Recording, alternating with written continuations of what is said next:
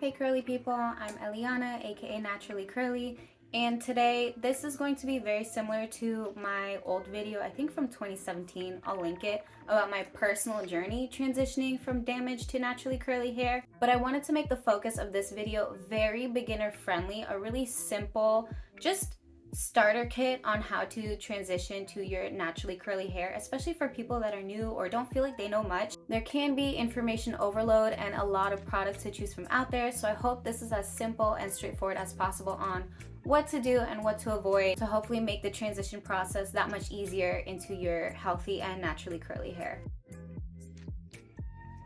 So as I said in my personal journey video, again, you have to really go all in with this, and what I mean by that is you have to be ready to give up heat styling. And I mean, not for a week and then getting bored and doing it again, not for a month and then thinking, okay, I made some progress. Like seriously, commit to 6 months, best a year, as in 365 days without a hair straightener, a curling iron, or a blow dryer. When I transitioned, these were so helpful for me because essentially your hair is made of keratins and protein, and when you apply high heat, what you're doing is breaking apart the protein structure. So you're literally breaking your hair every time to make it hang straight. And every time that you're applying heat and you're breaking down the natural curl of your hair, it's gonna make it harder and harder every time for the hair to bounce back up and recover. So it's just gonna set you back if you keep going back to heat styling, and you really need to be ready to give it up. You're gonna get frustrated and you're not gonna see progress if you keep relapsing and heat styling throughout your curl transition. It's just really gonna delay you. Another kind of undercover source of damage that I recommend you protect yourself from is sun damage. And I feel like people just don't talk enough about this. So just like you can experience negative effects of excessive sun damage on your skin, your hair is also susceptible to damage from really strong sun. And what I mean by that is the sun is almost like another source of heat damage, in that it can just suck the moisture right out of your hair when it's shining directly on it, and it can make your hair really frizzy and straw-like and dry. So basically it'll break down your curl pattern, especially if you've been straightening or blow drying on top of that. You just got two forms of damage on your hair. The other thing that the sun does is it definitely bleaches out your hair. So my experience with it was horrendous, but essentially my hair started to turn red in Florida because the sun was stripping out the color. Every time I was walking to class, out and about, it was literally just like burning the black color out of my hair and leaving me with this like red, straw-like, crispy, I couldn't even. So play around with protective styles. Braids are great, twists, buns that are not too tight. You can even use cute scarves and hats, but you will see a huge difference in your hair health if you are protecting it from excessive sun exposure. It just preserves a richer color over time, and of course the moisture and the structure of my curls, because they're not being broken down by the sun damage every time. The other big no-no that you want to give up is shampooing too often and shampooing with the wrong ingredients, or just using products in general that have sulfates, which are really harsh cleaning agents, and they're gonna strip your hair of its moisture and also make it very hard for your curls to retain shape and recover. You want to avoid silicones. It does make your hair feel temporarily really smooth, but what it ends up doing is it creates a lot of buildup. It makes it really hard to cleanse your hair and to penetrate the hair again, to replenish it with moisture and nourishing products and styling products. So nothing's gonna work on your hair as effectively, and you're gonna just see like really limp waves if you keep building up silicones on top of it through your products. On that note, what I will say is you can use sulfates in your last reset wash. So what you want to do here when you're ready to take the dive into curly products is you can use a strong sulfate-based shampoo and just really give your hair a good cleanse. You can even shampoo twice before you deep condition, of course, but that way you're just getting rid of all the buildup, all the product in your hair that you just don't need in there anymore, so you can start with a really nice clean natural slate to get your curls back. So now that you've done your first and last sulfate wash to really reset your hair, you do want to reduce shampooing to just once or maybe twice a week, depending how oily and sweaty your scalp is. But you don't want to shampoo any more than that. Again, you're going to keep stripping it down. Your curls are never going to get a chance to clump together, get moisturized, bounce into their curly form, because you keep just taking it apart, taking it down with shampoo. As I also did mention in my old transition video, when I first started to try going curly, I lived in Miami and it was so humid that I shampooed my hair and the moisture was just sucked out, first by the shampoo and then by the hot sun and the humidity outside. And when I quit shampooing, I think for like a month, that's when I really started to see my hair actually recover and hold shape and hold moisture. So you don't have to be extreme like me and stop shampooing for a month unless you do live in a climate like that. But reducing the frequency of your shampoo will help you to see results. So now for the products. So the very first step that I don't know if it even existed in 2016 when I started going curly, and definitely was not accessible as it is now, is using a bond builder. So very likely you've heard of this because it's really good for all hair types. It's just a very popular product and it's called the Olaplex number 3. So Olaplex is a whole hair health anti-damage line. A lot of salons use it when they're dyeing hair to prevent damage, but the number 3 in particular, it is not a deep conditioner, it is a bond builder. So it's pretty much like hitting the fast forward button on your hair's healing process, and it just rebuilds those bonds like we talked about earlier that break down with heat damage. It helps to start repair them and repairing the integrity of your hair structure with the treatment. So that's really nice. Again, I wish I had this when I started transitioning. It probably would have been such a faster process. But you do want to be careful and use it correctly, and it says right on the bottle, it is not a conditioner. You put it in your damp hair, you let it sit between 10 to 30 minutes, and then you shampoo, wash, and condition your hair. It is on the pricier side. They do go on sale for the jumbo size on the holidays, which is nice. But again, if you're ready to dive into like really investing in nice hair products, that one you will see a big difference in your hair health. I do want to warn you to be careful. A lot of online influencers will say that this Curlsmith Bond Builder is a dupe. It is not the same process.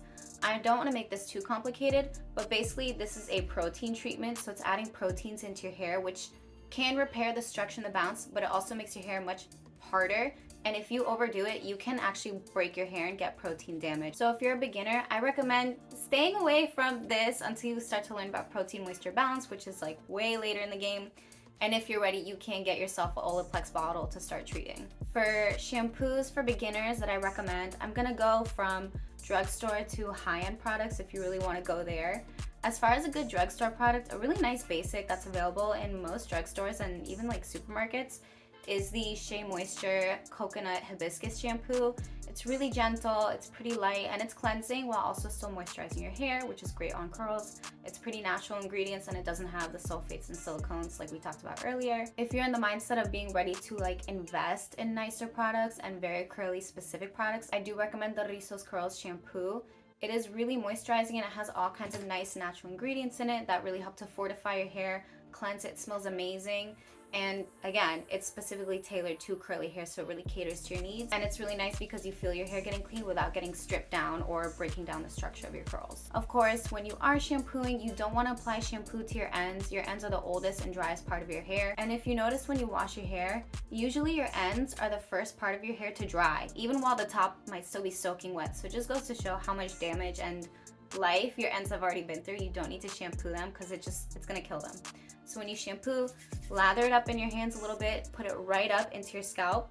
And what you can do is go in like a grid line. So you just want to go vertically and horizontally in and just work all throughout your scalp only. And then when you rinse it, it'll run down your ends. It'll run through your hair shaft to clean away all the rest of the product, but just focus on cleaning your scalp. In between washes, if you don't want to shampoo too often, but you do need to wet your hair and do some kind of refresh, co-washes are an awesome product you can use in between. I wish I had learned to do this sooner in my curl transition, but that's why I'm here to tell y'all. And this is also a really accessible, easy product to grab in a drugstore, again in a supermarket, in a beauty supply store, and it is the As I Am co-wash. So I've used the coconut co-wash for a really long time. Recently I started using the pomegranate and I think passion fruit co-wash.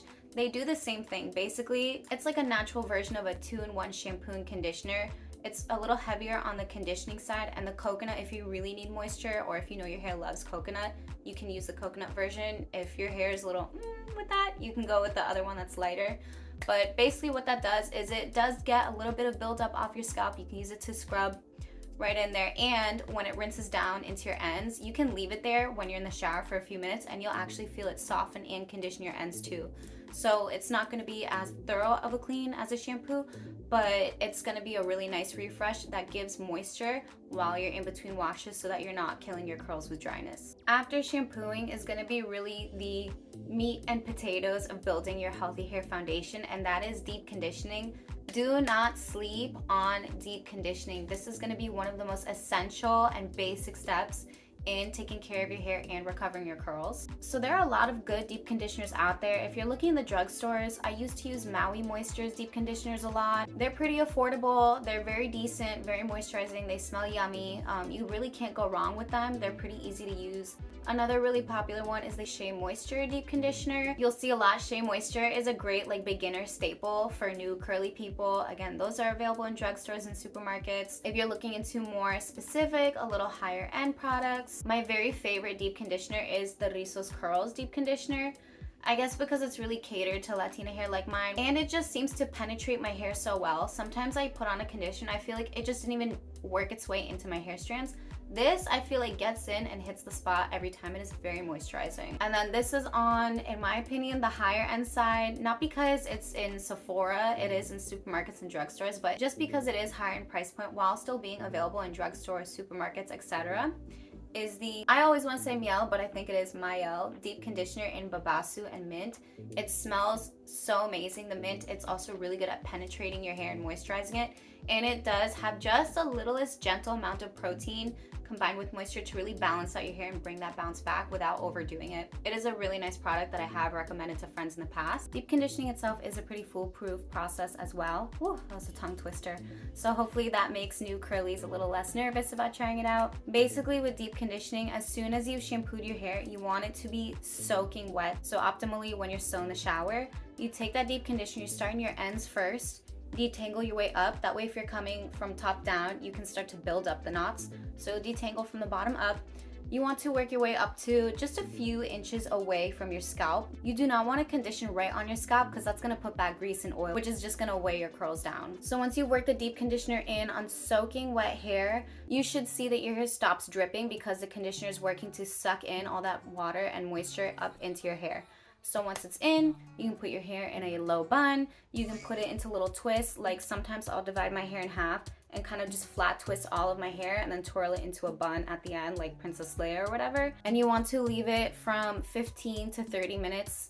If your hair is super damaged, you can get away with leaving it for an hour.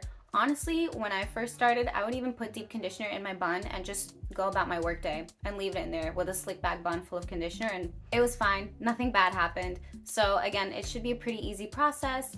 Once you finish deep conditioning, you'll just use cool water and rinse it all out. You can even squeeze your hair, so squeeze the conditioner out. You hear a nice squelching sound, which is the sound of the water and the conditioning agents working its way into your hair while you're getting all the product out, so you're getting all the best benefits and continuing to encourage that curl formation. And again, you need to be deep conditioning at the very least once a week, if not more often.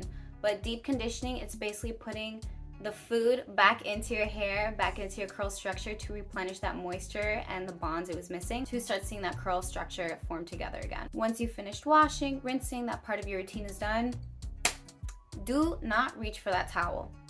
Do not. Get the towel away from you. Put it for something else. Do not use towels on your hair. The terry cloth texture is a frizz magnet because when you put it in your hair, and if you're going like this, oh my god, there's nothing worse than being at the hair salon and they do this, but I digress. When you do that, you're literally just roughening up all your hair cuticles. You're pulling those curls apart. You're sucking all that moisture out with the cotton and the texture of the towel. It's just gonna destroy all your hard work. So use a cotton t-shirt. You can use a microfiber towel if you want to be fancy and buy one of those. Not really necessary. Just use a cotton t-shirt, start squeezing out at the roots first, and then you can work your way down to just gently squeeze the water out of your hair, and you'll see a significant reduction in frizz.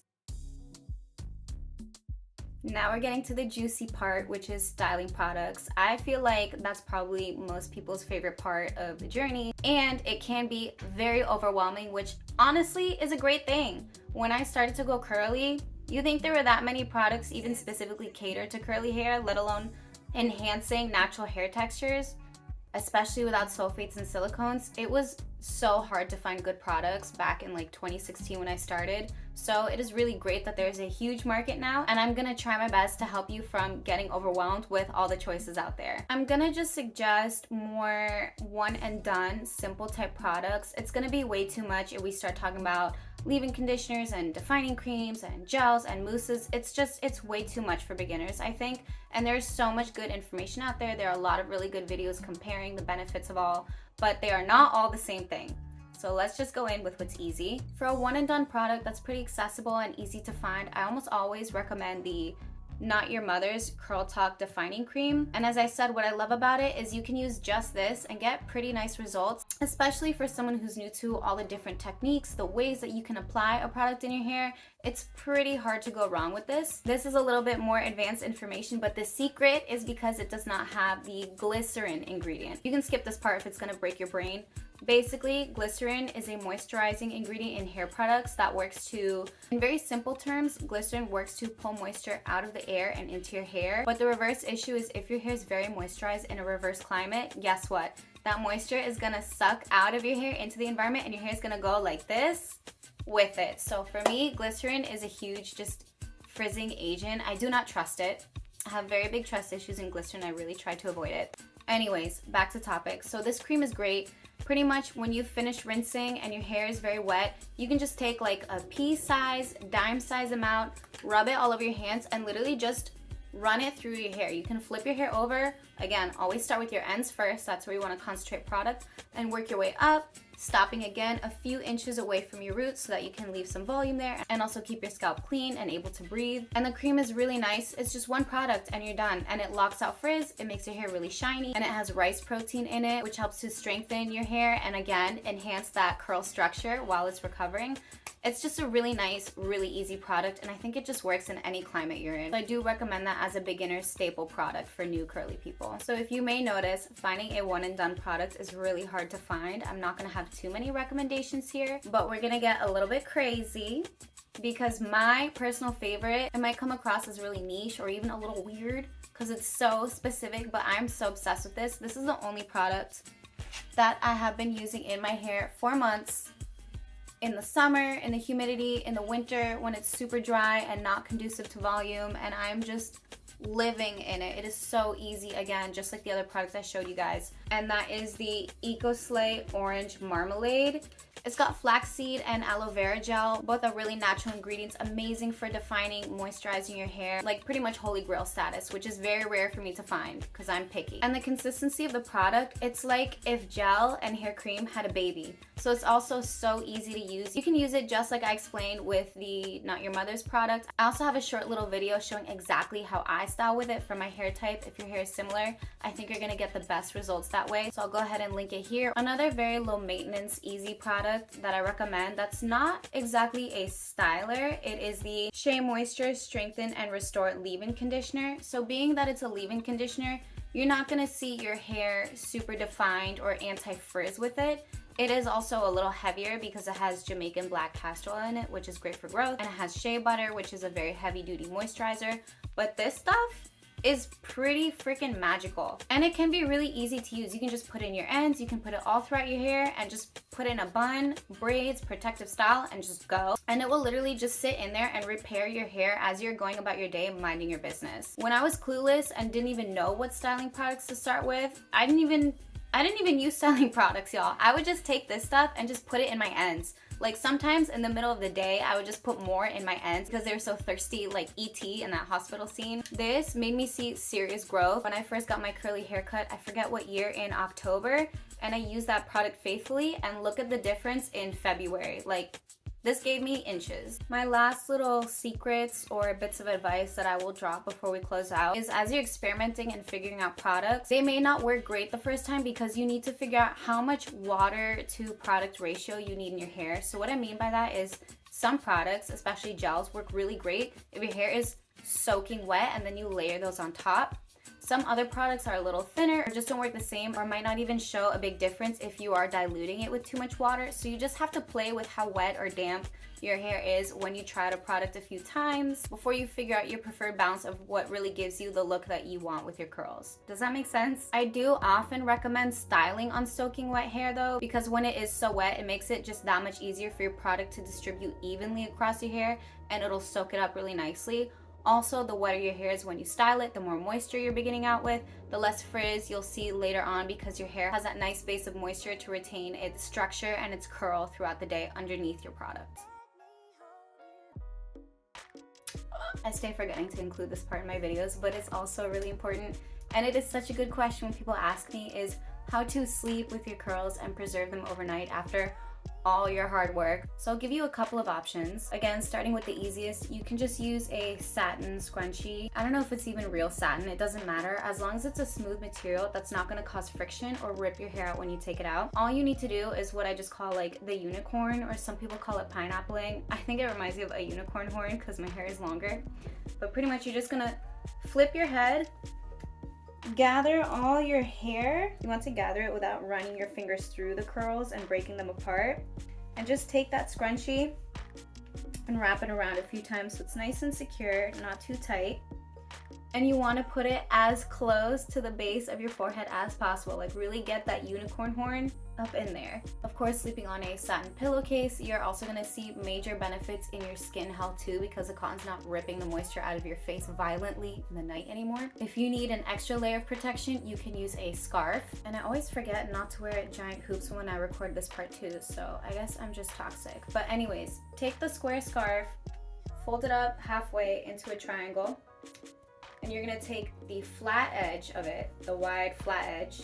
You're gonna flip your head. Hopefully y'all can see this. And you're just gonna lay that against the base of the back of your head.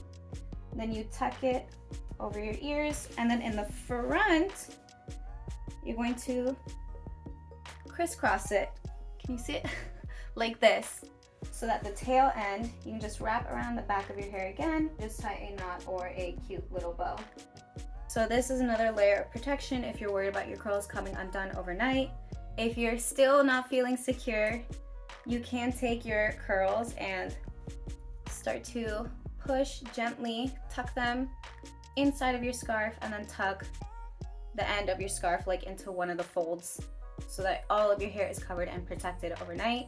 You can also use a bonnet. If your hair is longer, I found that bonnets personally are just not very effective because your hair is just gonna stretch out and get smushed under your head while you sleep anyway. So if it works for you, I'm so happy, that's awesome. It didn't really work for me. And then when you wake up in the morning, you want to be just as gentle, taking it out. You can just untie the back of your scarf, take it off very gently, undo your ponytail as gently as possible as well.